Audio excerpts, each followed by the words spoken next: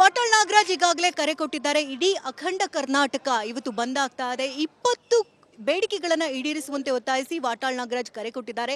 ರಾಜ್ಯದ ನಾನಾ ಭಾಗಗಳಲ್ಲಿ ಈಗಾಗಲೇ ಪ್ರತಿಭಟನೆಗಳು ಕೂಡ ನಡೀತಾ ಇದೆ. ಇನ್ನು ಬೆಂಗಳೂರಿನ ಸ್ಥಿತಿಗತಿಗಳು ಹೇಗಿದೆ ಅಂತ ಗಮನಿಸೋದಾದ್ರೆ, ನಾನೀಗ ಮೆಜೆಸ್ಟಿಕ್ನ ಒಳಭಾಗದಲ್ಲಿದ್ದೇನೆ. ಈ ದೃಶ್ಯಗಳಲ್ಲಿ ಗಮನಿಸಬಹುದು.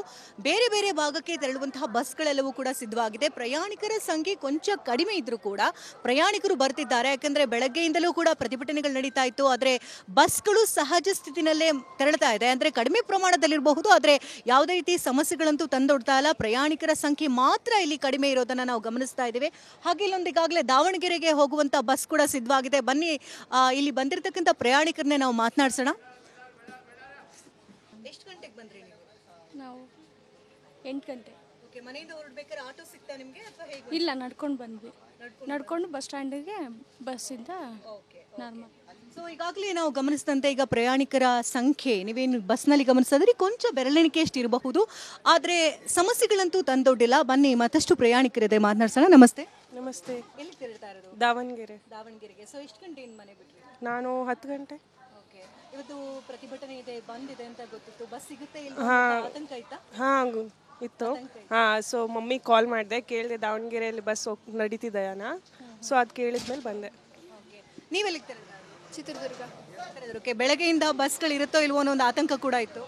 ಅಷ್ಟೇ ಕಾನ್ಫಿಡೆನ್ಸ್ ಇರಲಿಲ್ಲ, ಹೋಗುತ್ತೆ ಅನ್ನೋ ಒಂದು ನಂಬಿಕೆ. ಸೊ ಇದು ಇಲ್ಲಿನ ಪ್ರಯಾಣಿಕರು ಹೇಳ್ತಾ ಇರುವಂತಹ ಮಾತು. ಯಾಕಂದ್ರೆ ಬಸ್ನಲ್ಲಿ ಹೋಗ್ತೀವೋ ಇಲ್ವೋ ಅಥವಾ ಬಸ್ ಆನ್ ಟೈಮ್ಗೆ ತೆರಳುತ್ತೋ ಇಲ್ವೋ ಅನ್ನುವಂಥ ಆತಂಕ ಇತ್ತು. ಆದರೂ ಕೂಡ ಬಸ್ ನಾರ್ಮಲ್ ಆಗಿ ತೆರಳ್ತಾ ಇರೋದಕ್ಕೆ ಒಂದು ಖುಷಿ ಇದೆ ಅಂತ ಹೇಳ್ತಾ ಇದ್ರು. ಸರ್ ನಮಸ್ತೆ, ಎಲ್ಲಿಂದ ಬಂದಿರೋದು? ಕೊತ್ತನೂರಿಂದ. ಕೊತ್ನೂರಿಂದ. ಎಲ್ಲಿಗೆ ತೆರಳ್ತಾ ಇದ್ರಿ? ದಾವಣಗೆರೆಗೆ. ಇವತ್ತು ಪ್ರತಿಭಟನೆ ಕೂಡ ಇತ್ತು. ನಮಗೆ ಇದಂಗೆ ಗೊತ್ತಿಲ್ಲ ಮಮ್ಮ, ಸುಮ್ಮನೆ ಮಾಮೂಲಿ ಬರಂತೆ ಬಂದು ಬಸ್ ಸಿಕ್ತು ಹತ್ಕೊಂಡು ಬಂದ್ವಿ. ಇವತ್ತು ಬಂದಿದೆ ಅಂತ ಕೂಡ ಗೊತ್ತಿಲ್ವಾ? ಗೊತ್ತಿಲ್ಲ. ಮರಾಠಿ ಪುಂಡ್ರ ಹಾವಳಿ ಎಷ್ಟಾಗಿದೆ ಅಂತ ನೋಡ್ತಾ ಇದ್ರಿ. ಕನ್ನಡಿಗರ ಮೇಲೆ ದೌರ್ಜನ್ಯ ತೋರ್ತಾ ಇದ್ದಾರೆ. ಆ ನಿಟ್ಟಿನಲ್ಲಿ ವಾಟಾಳ್ ನಾಗರಾಜ್ ಇವತ್ತು ಕರೆ ಕೊಟ್ಟು ಬಂದ್ ಮಾಡ್ತಾ ಇದ್ದಾರೆ. ಗೊತ್ತಿಲ್ಲ, ನಾವು ಬರಂತೆ ಬಂದು ಬಸ್ ಬಂತು, ಮತ್ತೆ ಹೋಗೋ ಟೈಮ್ ಆಗುತ್ತೆ. ನಮ್ಮಮ್ಮ ಬೇರೆ ಕೆಲಸ ಇತ್ತು, ಅದಕ್ಕಾಗಿ ಬಂದ್ವಿ. ಓಕೆ, ಬಸ್ ಸಿಗುತ್ತೆ ಅಂತ ಗೊತ್ತಿಲ್ಲ, ಬಸ್ ಸಿಗುತ್ತೆ ಅಂತ ಗೊತ್ತಿಲ್ಲ. ಪ್ರತಿಭಟನೆ ಆಯ್ತು ಅನ್ನೋದು ನನಗೆ ಗೊತ್ತಿಲ್ಲ. ಸುಮ್ಮನೆ ಮಾಮೂಲಿಯಾಗಿ ಬಂದು ಬಸ್ ಬಂತು ಬಂದ್ವಿ.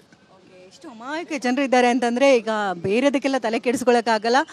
ನಮ್ಮ ದಿನಚರಿ ಸಾಗಿದ್ರೆ ಸಾಕಪ್ಪ ಅನ್ನೋ ನಿಟ್ಟಿನಲ್ಲೂ ಕೂಡ ಸಾಕಷ್ಟು ಜನರು ಇದ್ದಾರೆ. ಹಾಗಾಗಿ ಅವ್ರು ಮುಗ್ಧತೆಯಿಂದಲೇ ಕೂಡ ಆನ್ಸರ್ ಮಾಡಿದ್ರು. ಮೇಡಮ್ ನಮಸ್ತೆ. ನಾವು ದಾವಣಗೆರೆಗೆ. ಇವತ್ತು ಪ್ರತಿಭಟನೆ ಇದೆ, ಬಂದಿದೆ ಅಂತ ಗೊತ್ತು ಮೇಡಮ್, ಫೋನ್ ಮಾಡಿ ಕೇಳಿ ಬಂದಿದ್ದು. ಚಾನೆಲ್ಗಳಲ್ಲಿ ನೋಡಿದ್ರಿ ಬಸ್ ತೆರಳ್ತಾ ಇದೆ ಅಂತ? ನೋಡಿದ್ವಿ, ನೋಡೇ ಬಂದಿದ್ದು. ಮನೆಯಿಂದ ಹೇಗೆ ಬಂದ್ರಿ? KTRCC ಬಸ್ ಬಂತು, ಬಂದ್ವಿ.